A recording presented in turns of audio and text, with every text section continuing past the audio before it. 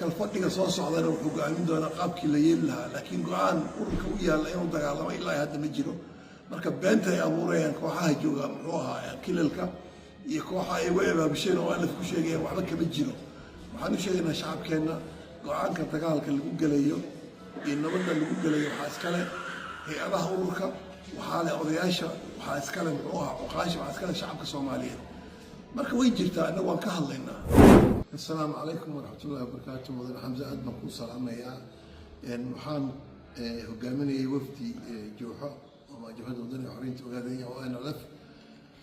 oo u yimid halkan inay ka qayb galaan shir ay qaban qaabisay ururka UNBO ama ururka dadyooga ama qowmiyadaha aan lahayn dowlad taasoo codka adduunka la gaarsiiyo xuquuqdooda ee kashigooda ururkaas waan ka mid nahay waxaa ka koobay ilaa dhowr iyo konton qowmiyadood oo kala duwan ururkaas wuxuu u taagan yahay inuu fursad siiyo qowmiyadahaas oo meelo badan adduunka maaragtay codkooda si u gaarsiiyo marka shirka hadda la qabtay shir muhiimad gaar u ahaa waa shir lagaga hadlayay ka tashiga ummadaha iyo xanibaadada hortaagan iyo sida looga gudbi karo iyo maxaa laga dhaxlay khibradihii badnaa ee sanadihii badnaa soo socday ururkan uu gacan siinayo qowmiyadaha aayahooda ka tashanaya ururkan shirkan wuxuu si gooni ah qiimo ugu lahaa waxaa lagu qabtay Madeira oo Portugal ah saad la socotaan xogayaha qaramada midoobay wuxuu ka yimid Portugal waxaa weeyaan waa nin aad u maskax furan guud ahaan laakiin shirkan muhiimadiisu waxay ahayd ururka UNBO wuxuu isu keenay ilaa kontonkii qowmiyadood ilaa jaamacado intaas oo muxuu ahaa ugu yaraan 10 jaamacado adduunka ka jira qaaradda Yurub America Latin America Asia Africa waxaasoo idil marka in la qiimeeyo halgankii la soo galay ee ummaduhu u soo galay ayada ka tashadaan xeerka caalamka wuxuu ka qabo meelaha ciladu ka jirto meelaha u baahan in wax laga bedelo qaabka qowmiyadahan halgankooda ay uga mira dhalan lahaayeen waxaa kaloo ka soo qayb galay arday badan oo darista muxuu ahaa barata ay ka tashiga ummadaha sidoo kale waxaa ka soo qayb galay hay-adda u dooda hay-adda UN-ka ee u dooda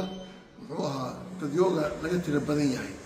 oo la yidhaahdo minority muxuu ahaa indigenous forum iyo minority forum oo ayaguna aragtidooda ku darsaday guud ahaan marka haddaan ka hadlo jaamacadaha kasoo qayb waxaa ka mid ah jaamacadda Oxford jaamacadda Cambridge oo dalka Ingiriiska ah jaamacadda Ottawa jaamacad ku taala Phoenix waxaan ama Indiana oo Maraykana jaamacad ku taala Colombia jaamacad ku taala Switzerland jaamacad ku taala muxuu ahaa Barcelona Spain hadda Spain hoos tagta marka runtii jaamacad ku taala South Africa marka waa kula shir gudo ballaaran buu ahaa aad baa loo darsay khibradihii laga helay iyo qowmiyad walba wixii dhib ay la kulantay halgankeeda meeshu maray wax ku soo kordhay iyo hadafka ay leedahay marka jooxa kaale xoog leh ka qaadatay waxaan ku guulaysanay inaan si dhab u sharaxno ilaa waagi Itoobiya ay dhulkeena hamiday qarnigii 1896 markii harar qabsatay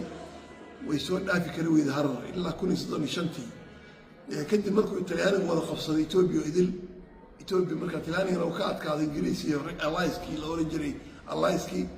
ayaa lagu wareejiyay dalka laakiin weliga Itoobiya xukuumay qabsan namana awoodin dagaaladan galena waan kaga adkaan jirnay qarniyada 19 waan kaga adkaanay xilligii sayidka waa laga adkaaday saad la socotaan muxuu ahaa 63 waan ka adkaanay watii marka ay ku cartay oo yuuda 77 wataan dacradaha marin anagii walaalada Soomaalida wada soconna 23 sano dagaalamayna markii dhikari weeday watii anaga gudaheena hubaysay marka guud ahaan halgankeenu waa halgan ay ka tashi waa halgan gobol doon weeye ujeedadiisa ma gaarin si fiican baan u sharaxnay oo aan la fahormuud oo xilligan oo ka dhaxashay halgamadii badnaa soo socday weli sidii loogu taageeray tubtii ay ka tashi ummadahaas inay xorriyadooda helaan saad la socotaan oo waxay ku bilaabatay si silmi ah 10 sano kadib waxaa ku xigay markii ay xuquuqdeena diideen oo soo weerareen 94 sano dagaal socday markii faraha kaga gubteen yaa dama gabaadeen aan wada hadalno marka heshiis runtii 6 sano u dambeysay heshiis baan ku joognay laakiin Itoobiya heshiiskii kama indhabayn xabad joojin waxaan ka ahayn markaan ka hadalnayna waxaan maqlaynaa gurbaano badan la tumeelo leeyahay oo aan la fay dagaalamaysaa dagaal bii ogeysa waxaa soo idin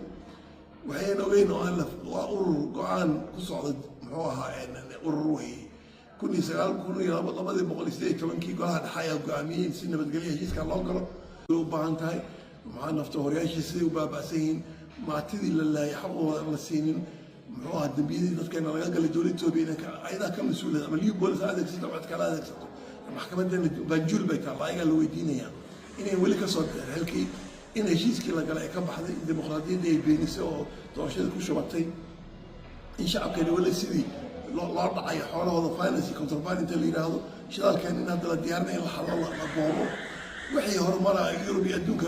loogu deeqay in maarta lagu cuno jijiga iyo meel kale loo qaado marka waxyaabahaas oo idin yani inaan ka hadalno xaq waan u leenahay urur mucaarada nahay jabhad baan nahay waan sheegaynaa ciladaha Itoobiya taa macnaheedu ma ina xabad ridaynaa haddii loo baahdo waxa weeye ridideedu haddii aan la weerarno dhibaatay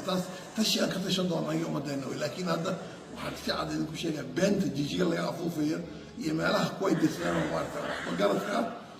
oo aan la fulin go'aan dagaal ma qaadan si nabadgelyo ku halgamaysaa wayna wada halgankeeda Itoobiya waxa weeye inay xawsto aan ku garanayna inay tiraahdo aan la faan inqilaabay sidii 19 muxuu ahaa meeqa goor bay oo la inqilaabeen 95 bay inqilaabeen 70 muxuu ahaa 80 bay inqilaabeen labadii kun bay inqilaabeen waxbana uga socon wayn oo aan la urur shacabka Soomaaliyeed baa abuurtay urur maaha hoos yimaada walaa nabe walaa Itoobiya walaa abi walaa Mustafa ma hoos yimaadaan waa urur madax bannaan oo raggii asaasi nool yihiin oo ummadii qaadatay noo shahay 15 milyan oo shacabkeeda taageersan yahay marka dadka kullu go'ay hebel baa gudoomiye laga dhigay qalada xaafadiisto xalii khuraafaadkaas ayaga u taal laakiin alif halgamaysaa Itoobiyana sankeeda bii ka keenaysaa xaqa shacabka Soomaaliyeed ee u leeyahay ka tashigooda ayaga iskale wayna meel walba oo gaarsiinayna bidilaa kariim marka shirkan wuxuu ahaa shir guul ah wuxuu ahaa shir runtii istiraatiijiyo cusub lagu degay lagu barnaamij cusub ay ka tashiga loo xoojin la geeyay meelo badan waa la gaarsiin doonaa aqoonyahan badan ba qaadan doona tactikooyinka lagu halgami lahaa silmi loogu halgami lahaa waa laga wada wax badan marka shirka guul buu ahaa bidilaa kariim taa waa dadka fariinta u sheegayna shacabkayga been yaa laga sheegin oo aan la kuma go'aansan weli dagaal la yiri axmed rido waxa weeyaan qolo doonaysa dhiigga shacabka inay ku xalaashadaan oo dhibaato geystaan ayaa ku haysa oo la dagaal beerideen maadaama ay ku fashilmeen siyaasadii oo kacdoono gudahii dalka ay ka jiraan iyo labaadeen ku noqon ma dagaal bees waa waray annagu si nabadgelyo oo halgamayna xafiisyada gudaha way furan yihiin xubnaheena way joogaan shacabka idil ba xubnaheena marka waana sheegaynaa odayaashii baa hadlaya oo shacabkii baa hadlaya oo ku carruurta yarka ardada xabsiyada lagu leynay oo kuwii ardada xuquuqda la baabi'iyey jaamacadii la diidan yahay oo la leeyahay ciidan baa hadda laydinka abuuraya in la geeyin maadaama meel baas la geeya la doonayo marka waxaa weeye laakiin shacabkeena maanta wuu baraarsan yahay alxamdulilah